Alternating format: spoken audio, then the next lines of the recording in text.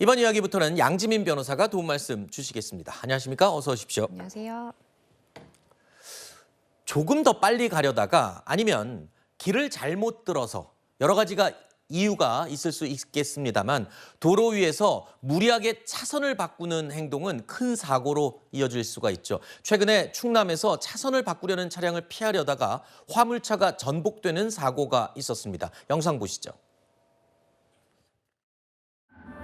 1차로를 달리던 캠핑카가 속도를 줄이더니 차선을 바꿉니다. 그러자 뒤에 오던 화물차가 급하게 방향을 트는데요. 이내 중심을 잃고 쿵 넘어지고 맙니다. 사고 충격으로 화물차는 크게 부서졌고 일대에는 흙먼지가 날립니다. 캠핑카는 잠시 멈추는가 싶더니 그대로 떠납니다. 자, 당시에 저 화물차에는요.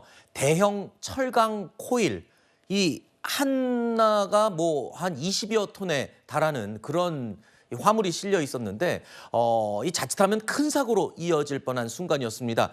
그런데 일단 저 앞에 하얀색 캠핑카 사고를 유발하고 사고 난 줄 전혀 몰랐다라고 하면서 떠났거든요.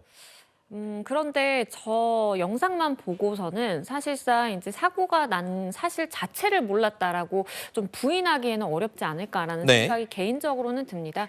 왜냐하면 이제 작은 뭐 차량도 아니고 저렇게 화물 트럭이 전복이 되면서 굉장히 이제 굉음도 났을 것이고요. 저렇게 먼지까지 발생을 시키면서 전복이 된 상황이었습니다. 그리고 저 이렇게 전복된 이후에 실제로 캠핑카가 속도를 좀 줄이는 듯 하다가 그대로 이제 출발을 해버린 것이거든요. 그렇죠. 일명 우리가 많이들 이야기하는 비접촉 교통사고로 볼 수가 있겠습니다. 네. 내 차량과 상대 차량이 직접적으로 접촉하지는 않았지만 어떠한 내가 이제 사고의 원인을 유발을 했다라든지 나의 과실로서 이렇게 사고가 발생했다라면 일반적인 접촉 교통사고와 똑같이 판단이 되는 것이고요. 가해자가 되는 건가요? 그럼 저런 경우에는 맞습니다. 그 캠핑카가? 물론 이제 경찰이 저 캠핑카 운전자에 대해서 그때 당시 사고에 대해서 인지를 하고 있었고 인지하고 있었음에도 불구하고 그대로 현장을 떠났다라는 것을 입증을 해야만 하는데요. 저 영상을 객관적인 자료로 증거를 제시를 한다면 사실 그 입증까지는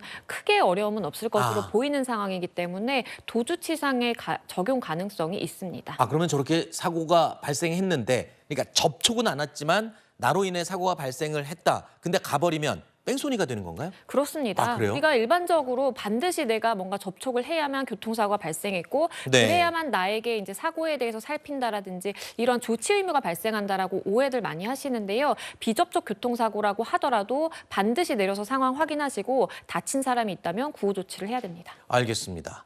자, 그리고 이 앞에 영상 보신 것처럼 끼어드는 차량, 앞뒤 차와의 거리가 굉장히 중요하겠죠. 안전을 위해서요.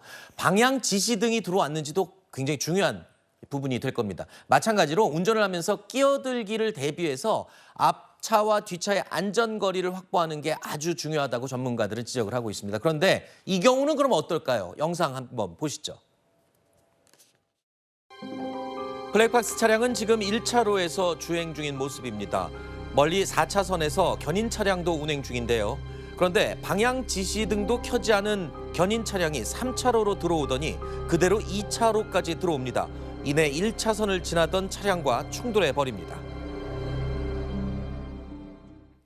자, 이 장면을 보면 뭐 법적인 지식이 없는 누가 봐도 급하게 끼어들기를 한 견인 차량의 잘못이 명확히 보입니다. 견인 차량 측에서는 100대 0 인정을 할 수 없다는 주장을 하고 있다는데 뭐가 억울하다는 얘기죠? 그런데 피해자 입장에서는 더 괘씸할 수밖에 없는 것이요. 네. 당시의 사고 현장에서는 본인의 잘못을 다 인정하고 네. 본인이 다 손해배상하겠다라고 이야기를 했었거든요. 네. 그런데 갑자기 이 피해자가 병원에 이제 들어가서 입원을 하게 되다 보니까 태도가 돌변해서 내가 연관된 이제 렌터카 업체를 이용을 해라. 그래야만 뭐 손실을 줄일 수가 있다. 뭐 이런 취지의 주장을 하기도 하고요. 그러면서 이 레카차가 가입된 이 화물 공제에서도 이 전체 손해배상, 그러니까 100%의 배상을 하기는 좀 어렵다. 과실을 좀 따져보자라고 태도가 사실 바뀐 겁니다. 아니 저렇게 블랙박스 영상이 있는데도 그렇게 주장이 가능한가요? 맞습니다. 피해자의 입장에서는 사실은 뭐 물론 시시비비를